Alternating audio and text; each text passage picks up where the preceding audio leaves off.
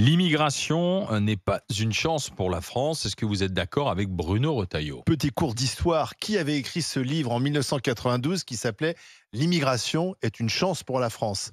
C'est Bernard Stasi, je ne sais pas si vous vous souvenez de ce nom. C'était un homme de centre-droit qui avait été ministre d'ouverture de François Mitterrand.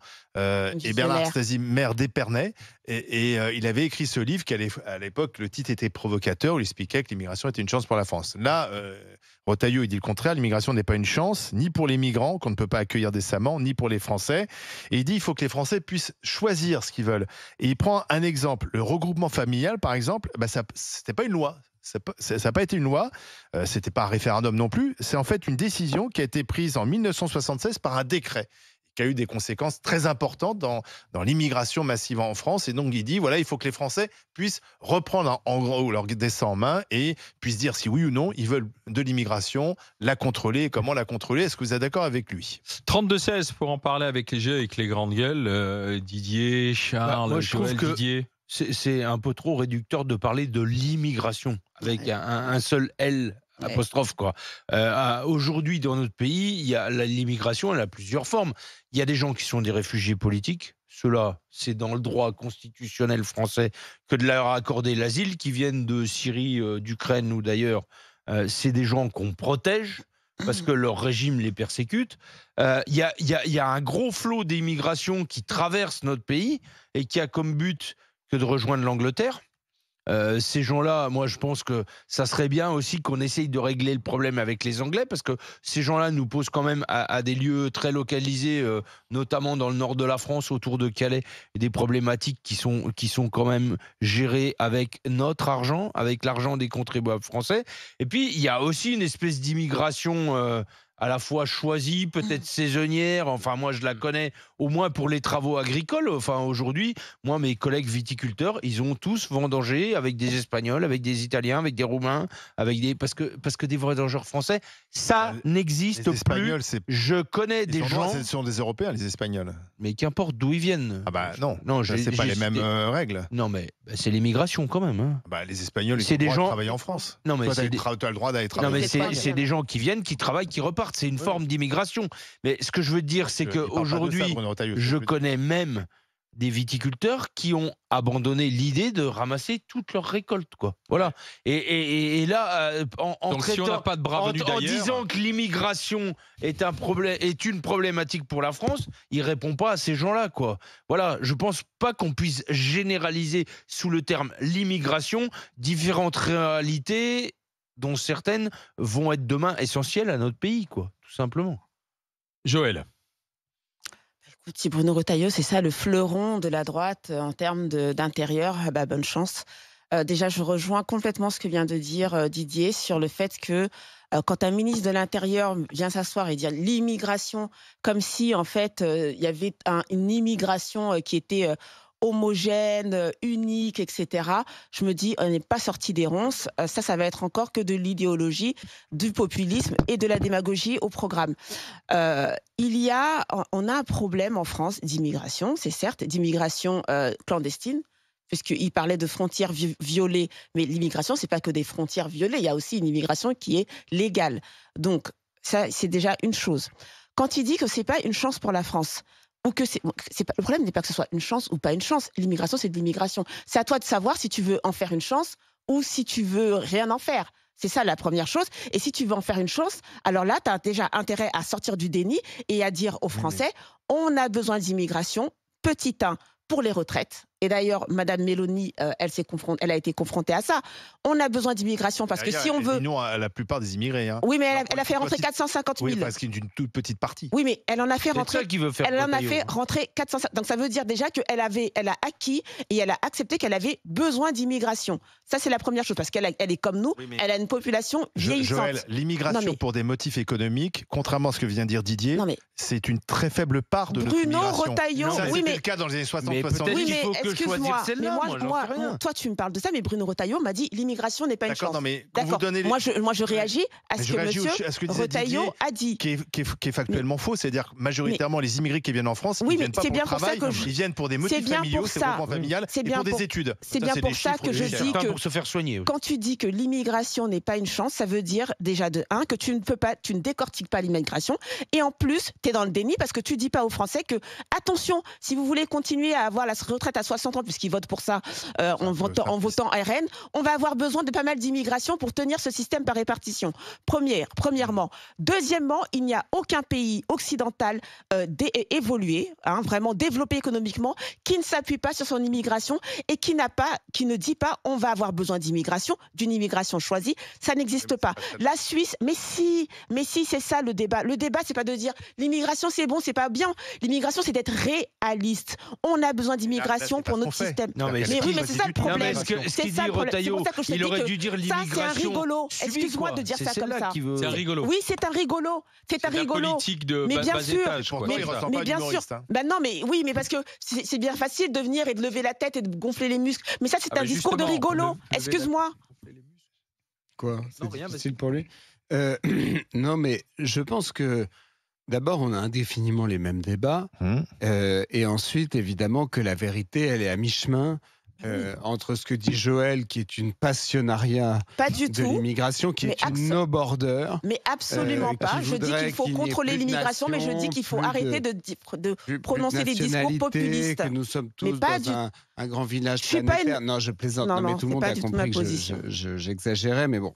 Et Bruno Retailleau, qui lui voudrait, j'imagine, des nationalités par région. Pour que même la circulation dans le pays soit réglementée. Moi, je pense que aujourd'hui, il faut regarder les choses comme elles sont. Il y a un ras-le-bol généralisé en France par rapport à je rappelle qu'en Autriche, et en même, aussi, qui est arrivé en tête, c'est le Rassemblement national autrichien, 30%. Par rapport à une immigration massive et subie, et ce ras-le-bol, il ne s'appuie pas que sur des chaînes de télévision ou des journaux qui parleraient trop d'immigration. Il s'appuie aussi sur certaines réalités vécues. Vous avez aujourd'hui plein de centres-villes de France où vous avez des gens qui zonent, vous savez pas exactement ce qu'ils font, ils agressent un peu les jeunes femmes qui passent, voilà, il y a parfois une espèce de climat comme ça. C'est une immigration illégale. Oui, tu vas voir, le pénégré de ces gens-là, c'est une immigration illégale. Pourquoi il n'a pas dit ça, Retailleau? Vous avez 25% des détenus en France qui sont étrangers. Vous faites de la politique, Retailleau. Mais tout ça, quand même, ça existe. Et donc, mais personne n'a dit que ça n'existait pas, Charles. De même que le tourisme médical aussi, il faut assumer de le dire, est une chose qui existe. Vous avez des tas de gens, et on les comprend, mais il y a la gestion du pays sur le plan macro-politique, et il y a les cas individuels. Mais vous avez beaucoup de gens qui viennent en France, qui se débrouillent en fait pour venir se faire soigner aux frais de la princesse. Donc tout ça compose à un moment donné quelque chose qui en fait n'est plus soutenable à l'échelle d'un pays. Mais ce qu'on attend de Retailleau, c'est qu'il aille au-delà. C'est-à-dire qu'il dise qu'est-ce que je fais, puisque l'immigration n'est pas une chance pour la France, ce que dit Retailleau. Lesquels je vire, quoi. Qu'est-ce que je fais? Parce que le référendum, il n'aura jamais mieux. Qu'est-ce que je prends comme mesure, quoi. Voilà. Et ça, on attend. Comment, en une question de référendum, tu tries ces gens entre cette immigration qui peut être choisie et souhaitable pour le pays, et puis celle qui est subie et qui est dommageable pour le pays. Parce que c'est ça qu'il veut faire Retailleau, c'est trier les deux, quoi. Alors on a Ornel qui est avec nous. Bonjour Ornel. Bonjour les grandes gueules. Paris 15e, oui ça va, ça vous a fait réagir tout de suite cette phrase de Bruno Retailleau. Petit bonjour à Joël avec qui j'échange de temps en temps. Ah bon, on est entre amis. Oui, j'avais fait un passage sur l'ascenseur social. Et j'avais été mentionné sur le compte des GG sur X, et je m'étais fait attraper par la fachosphère. Moi, ça me passe au-dessus. Mais effectivement, maintenant, on se permet de me dire prends un avion, rentre dans ton pays. Et ça, c'est du banal. Issu de l'immigration, c'est quoi? Nous pointer du doigt. Donc, toute l'immigration, mélanger les torchons et les serviettes. Moi, effectivement, j'en ai marre. Parce qu'en fait, on a l'impression d'être les mots de tout. On est les mots de le bouc tout. émissaire. Exactement. Il y a la canicule, c'est l'immigration. Il y a des inondations, c'est l'immigration. Là, effectivement, il y a un cas avec Philippines, mais demandez aux gens issus de l'immigration. On le sait qu'il y a un problème avec une partie. Et effectivement, il ne faut pas tous nous mettre dans le même sac. Et à pointer du doigt, M. Retailleau, il se permet de dire telle est une chance pour la France, telle n'est pas une chance pour la France. Mais nous pointer du doigt. C'est son métier, hein. Non, mais non. Alors, pardon, mais il est ministre de l'Intérieur. Ah oui. Donc c'est quand même à lui de dire de trier quels immigrés il souhaite accueillir sur le territoire français, enfin quels immigrés il pense être bénéfiques pour la France et lesquels il pense ne pas être bénéfiques. Mais moi, il faut sortir de ces débats caricaturaux. Regardez par exemple Ornel, le phénomène des racailles, qui maintenant est un phénomène ancien et qui perdure et qui persiste. Ces bandes de jeunes qu'on voit qui agressent parfois des gens, excusez-moi, qui volent, qui foutent le bordel dans le RER, dans le métro, qui parlent très fort dans leur téléphone, etc.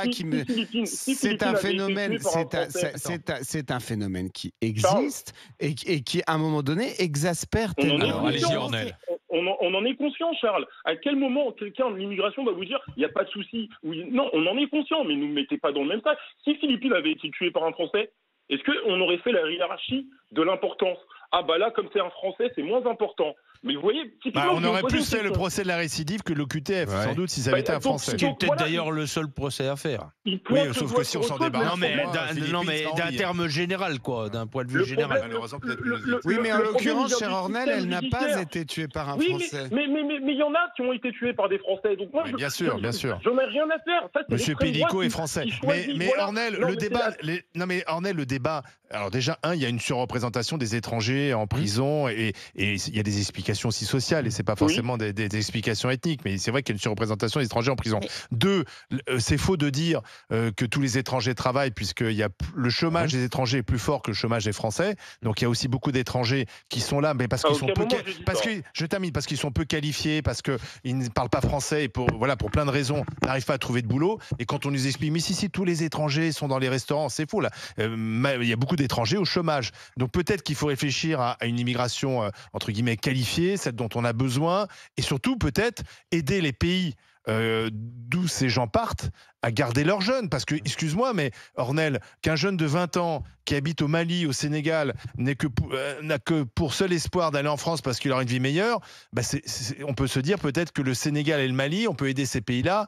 à donner aussi de l'espoir à leurs jeunes. Parce que l'avenir de l'humanité, c'est pas que toute la vie. Allez-y, Ornel. On prêche pour la même paroisse. Olivier, on prêche pour la même paroisse. Moi, ce que je vous dis, le problème de la communication de l'extrême droite, c'est maintenant on choisit nos combats en fonction de l'origine de la victime, de l'agresseur. C'est immonde. Un viol, c'est un viol. Où est Guéraud? Guéraud, je vous pose une question sur le plateau. Qui peut me dire où est le sénateur Guéraud? Mais il veut siéger au Sénat. Voilà. Encore. Pourquoi il n'est pas en mandat de dépôt? Il peut recommencer.